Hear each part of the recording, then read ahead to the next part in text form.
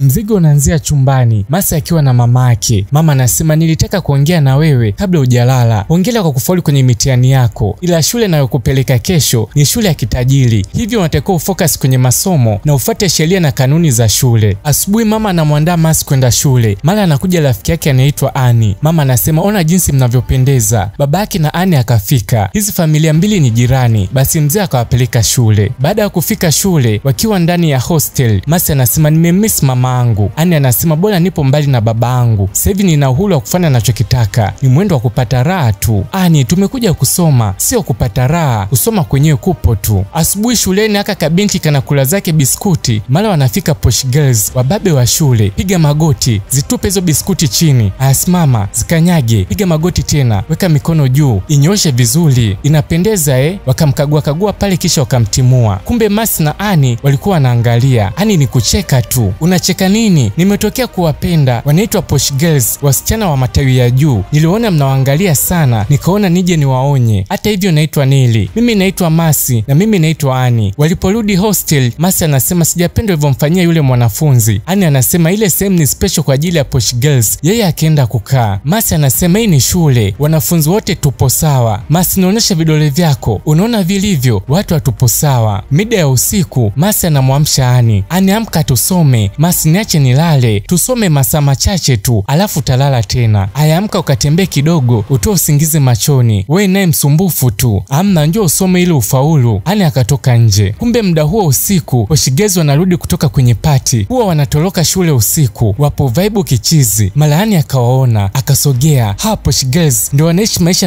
anayoyataka, akazidi kupagawa nao. Kuna kucha asubuhi poshigezi wanapiga story kuhusu jana usiku kwenye party. Huyu wa katikati anaitwa Sandra, wa kulia ni Niki na wa kushoto ni Wendy. Mara Ani anafika. Mambo zenu, unataka nini? Nilikuwa nataka tu kuambia nyinyi ni walembo na mnapendeza, tunajua hilo. Haya, potea hapa. Akiwa anarudi darasani anakutana na Masi. Ani, nimekuona na wale posh girls, walikuwa na kuonea. Amna, wanionee kisa nini? Niambie kama wamekuonea. Amna Masi, twende darasani. Wakaondoka. Usiku posh girls wakiwa wanajiandaa kutoka, Sandra anaongea na simu. Baby, usijali, tunakuja, tupe muda kidogo tu, tutakuwa hapo. Mara Ani akaingia. Samani kwa kuwasumbua, nimewaletea biskuti. Wakakatimua pale. Toka nje. Kisha wakacheka. Aka kasichana kanachekesha. Muda wa kutoka posh girls wamedamshi. Anakuja Miss Ama, matroni wao, lakini akili ni moja. Umechelewa, tulikuwa tunakusubiri. Mliniahidi mtaniletea msichana, lakini hamkuniletea. Matron ni msagaji. Tutakuletea tu, usijali. Vipi kama nakutaka wewe? Sasa nitakuja kukuona. Akawapa funguo akatoka. Leo asubuhi posh girls wanampa mwanafunzi mwenzao adhabu. Weka mikono vizuri. Ani akasogea. Mambo zenu, nimewaletea juice na biskuti. Hivi unatuona sisi ni maskini? Mbona unapenda kutusumbua? Samahani, ni vile tu nataka kujiunga na kundi lenu. Wakacheka pale. Aya, nipe. Sandra akavitupa. Baadaye Sandra akamdaka Nili. Kwa nini hujavaa soksi? Sandra, sikuziona soksi zangu na kengele ilikuwa imeshapigwa. Akamvua miwani, akaiweka chini. Mara Masi anafika. Sidhani ni sawa kumwadhibu mwanafunzi mwenzako. Sandra akamsimamisha Nili. Jina lako nani? Naitwa Masi. Sandra akasepa. Wanarudi hostel, wanawakuta posh girls chumbani wamevuruga kila kitu. Sandra anasema hichi ndicho nakipata ukinichokoza. Unawezaje kuvuruga chumba chetu? Sandra anasema bado sijamalizana na wewe na kuacha sasa hivi kwa sababu wewe ni mgeni, lakini muda mwingine nitakunyoosha. Wakasepa. Posh girls wakarudi kwenye geto lao. Yuko wapi Wendy? Ila kweli alisema amechoka, alikuwa amelala hapa. Mara anakuja, vipi, upo sawa? Najisikia vibaya, nilienda kutapika. Kutapika? Una uhakika upo sawa? Hata sielewi. Basi pole, lala kitandani. Akataka kutapika tena pale, akakimbia msalani. Shuleni Neli anamuita Masi. Nimesikia kilichokutokea jana. Samahani, ni kwa sababu yangu. Hamna shida, nimeshawasema kwa matron. Kweli? Ndio kweli, lakini sasa hivi unatakiwa ukae mbali nao. Neli, unamaanisha niwafumbie macho? Ndio njia pekee ya kukaa mbali na matatizo. Sawa, nimekuelewa. Hostel Ani anamsimamisha Sandra. Sandra, nilikuwa nataka tu nikuombe msamaha kwa niaba ya rafiki yangu Masi kuhusu jana. Unatakiwa umwambie aje mwenyewe, wewe sio mdomo wake. Akasepa. Getoni kwa posh girls, Wendy anajisikia vibaya. Niki anasema imekuwa zaidi ya wiki. Kama ingekuwa ni malaria, dawa ulizokunywa zingefanya kazi. Wendy, niangalie. Akamwangalia. Sandra, bado una vipima mimba? Ndiyo, ninavyo. Mara ya mwisho kufanya ilikuwa ni miezi 3. Wendy, pima tuhakikishe. Baada ya kujipima, Wendy akajikuta na mimba. Nisaidieni niitoe, siwezi kuitunza, wazazi wangu wataniua. Sandra akasema tutaitoa kiasilia. Wakamlaza chini. Sandra akatekenya kwenye viungo. Wendy ni kelele. Kaa kimya. Walivyomaliza wakamlaza kitandani. Imetoka kweli? Ndiyo imetoka, relax. kurelax. Asubuhi wakiwa wanajiandaa, mara simu inaita. Cosmos anapiga, akapokea. Unataka msichana mdogo mweusi? Sawa, tutakuja naye, ila Wendy hatakuja, anaumwa. Kwa hiyo lini?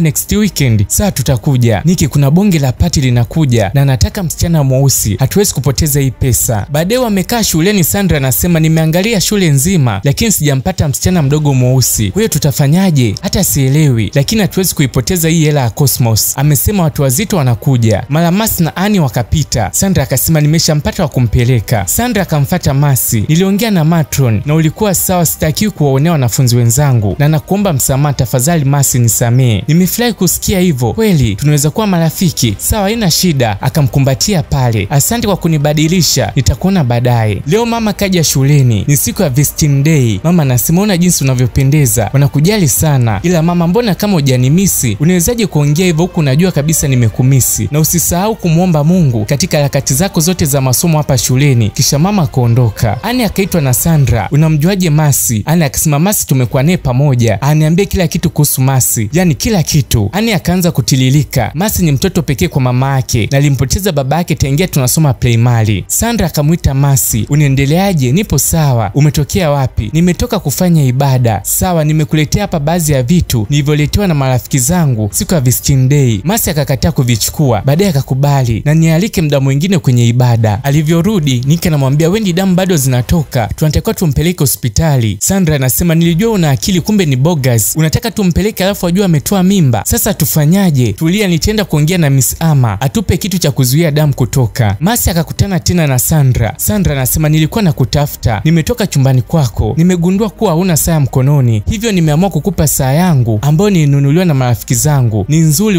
usiikatae. Sasa hivi sisi ni marafiki. Akamchukua. Walivyofika chumbani, Sandra anamwambia Masi, chukua chochote unachokitaka, hivi vitu niletwa na marafiki zangu. Masi akachukua. Alivyorudi chumbani, yani anamuuliza ulikuwa wapi? Nilikuwa chumbani kwa kina Sandra. Kiukweli Sandra ni mtu mzuri sana, amenipa baadhi ya vitu vyake alivyonunuliwa na marafiki zake. Ani akabaki anashangaa. Shuleni Sandra anamwambia Masi, unawakumbuka wale marafiki zangu wanaoninunulia vitu? Marafiki zako? Ndio, nawakumbuka. Sasa wanataka wakuone, inabidi tutoroke shule usiku tukakutane nao. Masi akakataa. Sandra, siwezi kutoroka shule. Sandra anamwambia Masi, fikiria. Masi akasepa. Baadaye hostel Sandra anamuuliza Masi, umefikiria kuhusu nilichokuambia? Masi anasema sikukwambia kama nitafikiria, nimeshakupa jibu langu. Sandra anamwambia kwa unanigomea hata baada ya kufanyia vitu vizuri, sasa nataka unirudishie vitu vyangu vyote chumbani kwangu. Masi akaleta baadhi ya vitu chumbani. Sandra, nimevileta vitu vyako. Sandra anasema vipi kuhusu ulivyokula? Sawa, nina 2000 mama alionipa, nitakupa. Sandra anasema vitu ulivyokula vina thamani 8000. Jamani, itatoa wapi hiyo pesa? Sandra anasema usijali, wewe ungana na sisi tu. Masi akakataa. Ani akaja chumbani kwa kina Sandra. Nimesikia mmemwambia Masi ajiunge kwenye kundi lenu. Akakataa. Je, mnaweza kunichukua mimi badala yake? Sandra akasema tukutaki. Akamtimua. Ile anatoka, Niki akamwambia ukitaka kuungana na sisi mshawishi kwanza Masi ajiunge. Ani akaja kumwambia Masi waende pamoja wewe wawili. Masi akakataa, akasema hapana, siwezi kukuruhusu uvunje sheria na kanuni za shule kwa sababu yangu. Masi, sio kwa sababu yako, sio kila kitu ni kwa sababu ya sheria au kanuni za shule. Najua tupo shule lakini tunatakiwa tupate la. Baadaye Posh Girls wakamuita Ani. Umeweza kumshawishi ajiunge na sisi? Hapana Sandra. Masi bado amekataa, anachojai ni kuhusu shule tu. Niki akasema njoo nikupange. Akamnong'oneza. Masi akiwa anajisomea usiku, Ani anamwambia kuwa Posh Girls hawavunji sheria za shule kutoroka usiku, bali wamechaguliwa na shule wakawakamata wanafunzi wanaotoroka shule usiku, hivyo huwa wanaenda kuyaandika majina yao na kuyaleta shuleni. Masi kusikia hivyo akakubali. Baadaye wanavaa nguo. Masi anasema Sandra, hii nguo mbona inaniacha mwili wazi? Niki akasema kumbuka tunaenda kuwakamata wanafunzi waliotoroka shule, hivyo tunatakiwa tuvalie kama wao ili tusijulikane. Sandra akasema ndio, na tukifika unatakiwa ufuate maagizo yangu. Wakatoka. Matron akaja. Wao mabinti mmependeza. Oh Masi, ndio madam, nilikuwa najua we ni mpole lakini sikujua we ni mzuri kiasi hiki. Asante madam, na nashukuru kwa kunichagua kwenye hii kazi ya asili. Madam akashangaa, kazi ya asili? Sandra akamshtua. Basi akawapa funguo wakatoka. Walivyofika wakaingia kwenye chumba kimoja. Cosmos akapiga simu na kusema wapo tayari. Sandra akamfuata Masi na kumwambia kwenye hii kazi ya asili kila mtu atampata mtu atakayemsaidia ili kazi iwe nyepesi. Sisi tutawafuata wenzetu, ila wako wamesema kukute hapa. Kisha wakatoka. Baada ya muda kuna mwamba anaingia akashikilia juisi 2. Akampa moja Masi. Kunywa juisi tukisubiria kazi ianze. Masi kunywa ile juisi akazima. Jamaa kumshika naona Masi kazima. Kumbe ile juisi ilikuwa na madawa ya kulevya. Lengo lilikuwa yamleweshe lakini yakamzimisha mazima. Huku Ani ni furaha tu, amekuwa mwepesi. Sandra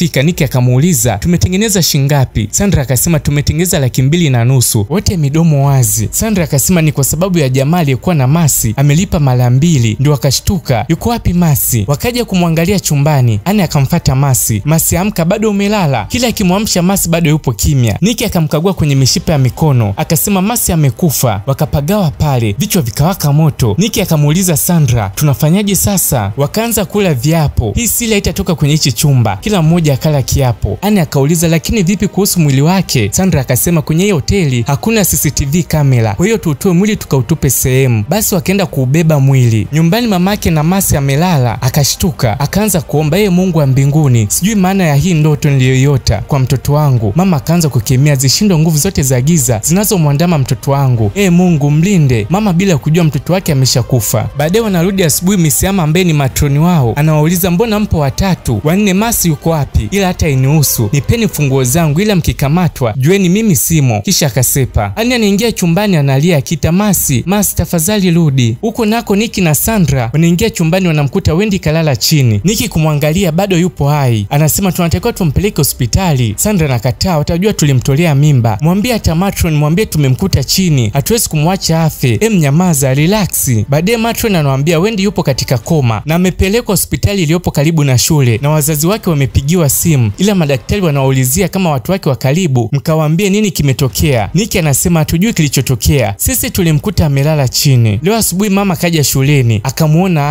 Ani. Ndiyo mama. Wakakumbatiana pale. Liko wapi darasa la Masi? Nataka nimuone. Jana usiku niliota ndoto mbaya juu yake. Sawa, ngoja nikamfate. Ani akawafuata kina Sandra. Mamake na Masi amekuja shuleni, anataka nimpeleke Masi. Sawa, acha kelele, punguza wenge. Tulia. Siwezi kutulia. Nitamwambia nini mama yake? Sandra anamwambia tulia, tuna mpango. Wewe nenda kamwambia hujamuona Masi leo. Ukilopoka wote tutaishia jela. Ani anarudi na kusema sijaweza kumpata. Ani, unamaanisha nini hujampata? Ni rafiki yako, kwa nini usijue mahali alipo? Ani anasema atakuwa tu sehemu hapa shuleni. Mama anasema kama hujamuona nipeleke kwa principal, aniambie kwa nini mtoto wangu haonekani. Kwa principal anasema mama, nimeongea na mwalimu wake wa darasa na baadhi ya wanafunzi wenzake lakini hakuna aliyemuona. Mama anasema principal, nilimwacha mtoto wangu mikononi mwako, sasa hivi haonekani. Mama tafadhali tulia, nenda nyumbani, nitakupigia mtoto wako akipatikana. Usiku nyumbani mama analia tu. Masi, mtoto wangu, nini kimekupata? Najuta hata kwa nini nilikupeleka kwenye hiyo shule. Kama umepata na kitu kibaya nitajua mimi mama yako. Leo ofisini kwa principal, Ani anasema Masi amebadilika sana, huwa anatoroka shule usiku na nikimuuliza anasema huwa anaenda kwa Neli kujisomea. Mama akamuuliza Ani, hao maneno unayozungumza ni ya kweli? Ani akasema ndio, ni ya kweli. Mama bado yupo mazingira ya shule anamtafuta mtoto wake. Mara anakutana na mwanafunzi mmoja. Samahani, namtafuta mwanafunzi anaitwa Masi. Mwili wake kama wako tu na urefu wake ni kama wako pia. Hapana mama, sijamuona. Mama akazidi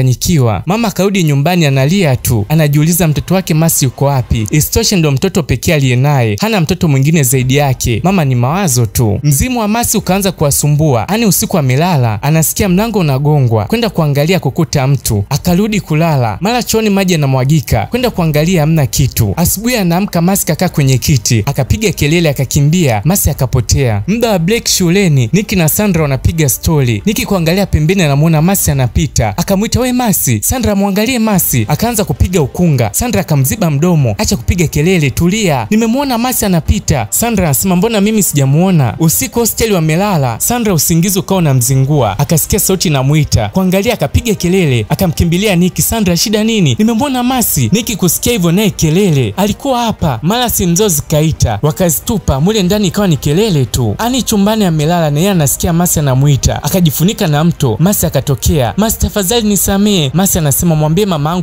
kilichonikuta. Kisha akapotea. Ani ni kupiga ukunga tu. Asubuhi shuleni Sandra na Nicky wanakimbia. Kinachowakimbiza hakionekani. Ni kelele tu. Wakashikilia pipa. Nicky anataka kuingia ndani ya pipa. Sandra anamwambia mimi ndo mkubwa, niache niingie. Ile wanabishana mara Masi akatokea pale. Wakakimbia, ni kelele tu. Ani akiwa amekaa zake, mara anasikia sauti kimuita. Ani kuangalia ni Masi. Akapiga kelele, akajificha na begi. Tatizo nini? Kumbe bana sio Masi, ni Neli. Shida nini? Nilifikiria ni mtu mwingine. Baba yako amekuja na kuita. Anafika na kumkumbatia baba yake. Nimefurahi kukuona. Baba anasema hata mimi, ila nimetoka kuona Masi na nimesikia amepotea. Na pia ulinipigia ukaniambia unaumwa. Ndiyo baba, nipeleke tu nyumbani. Sawa, tunaenda nyumbani mtoto wangu. Nyumbani usiku Ani amelala. Masi akatokea na kumuita. Akashtuka na kuanza kupiga kelele. Mzee akaja, mbona unapiga kelele? Anamuoneshea baba mkono. Baba anasema wewe ni ukuta, Masi alikuwa hapa. Mzee anasema kitu cha kwanza kesho asubuhi tunaenda kumwona daktari wa akili. Hosteli shuleni, Sandra na Nick wanatolewa mkuku. Nili anatoka na washangaa tu. Ana akiwa amelala kote ndoto yupo shule na Masi kamchoma babake kisu. Baba tafadhali amka, amka baba. Akawa analia pale. Masi kashikilia kisu. Kumbe mzee naye yupo biza na muamsha kutoka kwenye ile ndoto. Ani amka, ani kuamka na muona ni Masi. Akapiga kelele, niache tafadhali ondoka. Kuangalia vizuri ni baba yake. Akamkumbatia, nilifikiria umekufa, siwezi kuendelea kuficha, siwezi kukupoteza baba yangu. Ani akamleta baba kwa principal, anataka kusema ukweli. Mama Masi akafika. Ani akiwa anaongea, mara kina Sandra wakafika. Tutasema ukweli, Masi amekufa. Tulitoroka naye shule usiku, tukienda kujiuza, hatujui alifanywa nini, tulimkuta tu amekufa. Mzee akasema principal wapigie polisi, na huo ndio mwisho wa filamu.